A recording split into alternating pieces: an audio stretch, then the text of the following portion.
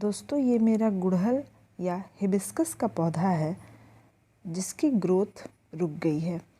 वैसे तो ये पौधा काफ़ी हरा भरा दिख रहा है, लेकिन ये इसमें कोई फ्लावर नहीं आते हैं, या फिर कभी 1 या 2 फ्लावर आ गए तो अलग बात है। आप देखिए, इसकी जो जड़ें हैं वो ऊपर तक दिखाई दे रही हैं। और इसे मैंने एक छोटा सा ये प्लांट था जब मैंने इसे लगाया था, और अब ये काफ़ी बड़ा हो चुका है। और इस पॉट में इतना जगह अब नहीं है कि ये पौधा और ज़्यादा ग्रो हो सके, क्योंकि ये जो बकेट है वो टूट भी चुका है और इसकी जो जड़ें हैं वो पूरे नीचे तक फैल गई हैं, जिसके कारण अब ये मेरा पौधा, इसमें कोई नया ग्रोथ नहीं होता है। तो चलिए इस पौधे की रिपोर्टिंग करते हैं। और ये काम मेरे लिए काफ़ी चैलेंजिंग होने वाला है, क्योंकि एक तो ये काफ़ी भारी पौधा है जिसे मैं अकेले उठा तो नहीं सकती हूँ।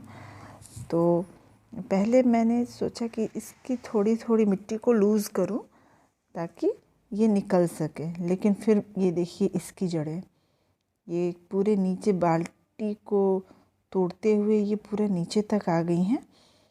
और ये सच में बहुत हेवी था ये प्लांट, और मेरे लिए ये बहुत मुश्किल था इसको इस बकेट से बाहर निकालना। तो कोशिश तो फिर भी करनी ही थी, क्योंकि इस प्लांट को मुझे बचाना था, वरना मेरा ये प्लांट पूरे तरीके से ख़राब हो जाता। तो मैंने इस बकेट को ही तोड़ डाला ताकि मैं इसे बाहर निकाल सकूं। लेकिन फिर भी ये मेरे लिए काफ़ी टफ़ होता जा रहा था। तो कोई बात नहीं, करना है तो करना है। थोड़ी सी परेशानी तो होती है, पर अगर मैं पिछले साल ही इसकी रिपोर्टिंग करना चाहती थी, लेकिन उस टाइम कुछ प्रॉब्लम होने के कारण मैं ये नहीं कर सकी थी। और ये पिछले साल भी इसमें कुछ खास फूल आए नहीं थे, बस वहीं 1-2 फूल आके रह जाते थे। तो इस बार मैंने सोचा कि इस बार तो इसकी रिपोर्टिंग करके रहूँगी। और शुरू में तो मैंने सोचा कि फरवरी 10-15 तक मैं इसकी रिपोर्टिंग कर दूँ, पर टाइम ना मिलने के कारण नहीं हो पाया। तो आज फाइनली 25 फरवरी है, तो मैंने सोचा कि चलो इसके लिए तो टाइम निकालना ही है। तो बकेट से इसे मैंने अलग किया, और फिर ये देखिए इसके रूट्स कितने हेल्दी हैं, और ये चारों तरफ फैल चुके हैं। ये मिट्टी को पूरी तरह से जकड़ लिया है इन्होंने। और ये मुझे ये धीरे धीरे और मुश्किल होता जा रहा था इसे निकालना। तो फिर मैंने एक आरी की मदद से इसके रूट्स की प्रूनिंग शुरू की, और ये मैं धीरे धीरे करके इसके रूट्स को काट रही थी। ये काम भी मुझे काफ़ी टफ लग रहा था, और आज तो धूप भी बहुत ज़्यादा है, धूप भी काफ़ी तेज़ लग रही थी। और ये देखिए इसके रूट्स कैसे ये पूरे तरीके से बंधे हुए हैं। ये सब करते हुए मेरे हाथों में दर्द होने लगा था। कहते हैं ना, काम छोटा हो या बड़ा हो, अगर एक बार उसे ठान लिया जाए कि ये करना है, तो फिर वो धीरे धीरे आसान ही होता चला जाता है। और फाइनली मेरा ये रूट प्रूनिंग का काम लगभग 20-25 मिनट की मेहनत के बाद पूरा हुआ। अब दूसरा चैलेंज था मेरे सामने, इस पॉट में प्लांट को लगाना, क्योंकि ये काफ़ी बड़ा पॉट था।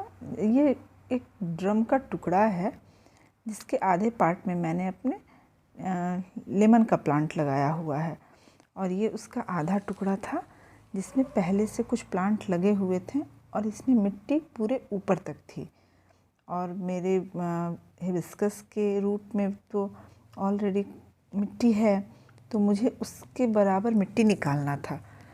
और बहुत दिनों से इस पॉट में कुछ ना लगा होने के कारण, कोई प्लांट ना होने के कारण, इसकी जो मिट्टी थी वो थोड़ी हार्ड हो गई थी। पहले तो मैंने सोचा कि इन सारी मिट्टी को निकाल दूं और फिर इसमें सैंड मिक्स करके और कुछ कंपोस्ट वगैरह मिक्स करके इसमें फिर से डाल दूं, लेकिन फिर लगा कि ये इतना इजी नहीं होने वाला है। ये इनफैक्ट मेरे अकेले की बात नहीं थी। तो फिर मैंने बस इस बीच से इसकी कुछ मिट्टी को निकाला ताकि जो मेरा प्लांट है उसकी रूट इसमें आ जाए, और फिर जो कुछ एक्स्ट्रा मिट्टी को किनारे किनारे से डाल दिया ताकि मेरा पौधा उसमें अच्छे तरीके से सेट हो जाए, क्योंकि पूरा मिट्टी निकालना पॉसिबल नहीं था। और ये देखिए मेरा प्लांट खड़ा है, और लगभग 3 से 4 दिनों के बाद मैंने इसकी प्रूनिंग की। मैंने सॉफ्ट प्रूनिंग की है, आप चाहें तो अपने प्लांट के साथ हार्ड प्रूनिंग भी कर सकते हैं, ये कम्प्लीटली आपकी चॉइस है। क्योंकि मैंने इसके रूट्स की भी प्रूनिंग की थी, इसलिए मैंने सोचा कि इस बार मैं बहुत ज़्यादा इससे परेशान ना करूं, तो बस थोड़े थोड़े मैंने इसके प्रूनिंग इसकी थोड़ी थोड़ी कर दी, ताकि ये मेरा पौधा जो है वो बहुत ज़्यादा इसके साथ कुछ परेशानी ना हो। और मैंने इसमें कोई फर्टिलाइज़र ऐड नहीं किया है, क्योंकि मैं इसमें लिक्विड फर्टिलाइज़र ऐड करने वाली हूँ, डालने वाली हूँ। वो अभी मैंने बनने के लिए डाला हुआ है, और उसे रेडी होने में कम से कम मुझे 10 से 12 दिन लगेंगे। तो वो कैसा फर्टिलाइज़र है, क्या है, उसे कैसे यूज़ करते हैं, ये सब मैं आपको किसी और वीडियो में बताऊंगी। तो अभी 10 दिन का उसमें टाइम लगने वाला है।